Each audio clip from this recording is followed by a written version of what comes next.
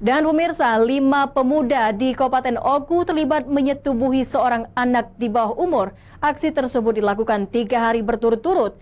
3 dari 5 pelaku sudah diamankan di Mapolres Oku. Seorang remaja berstatus pelajar yang masih berumur 14 tahun di Oku disetubuhi oleh pacar dan 4 orang lainnya.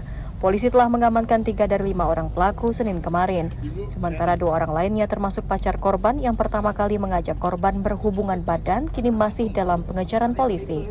Aksi tersebut dilakukan para tersangka 3 hari berturut-turut di 3 lokasi berbeda.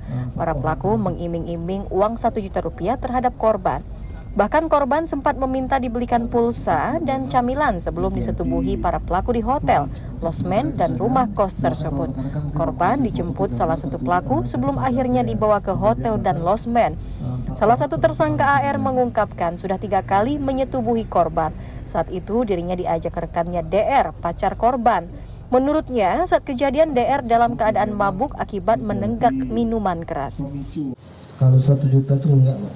Berapa? Aku cuma mau janjiin mau ngasih uang aja, dan dia pada akhirnya tidak minta uang 1 juta itu, Pak. Berapa dia minta? Cuman diminta beliin paket aja, Pak. Beliin paket apa itu? Paket HP dia, Pak. Kapolres Oku, AKBP Danu Agus Purnomo menyatakan masih memeriksa ketiga tersangka yang berusia remaja. Kejadian tersebut dilaporkan oleh orang tua korban pada tanggal 5 Mei 2022 Kapolres Okan Kabupaten Hulu.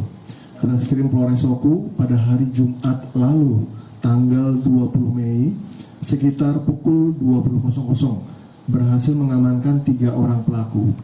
Jadi 3 orang pelaku yang ada di belakang kami. Para tersangka dijerat Undang-Undang Perlindungan Anak dengan ancaman 5 tahun penjara. Polisi juga tengah mengejar 2 pelaku lainnya.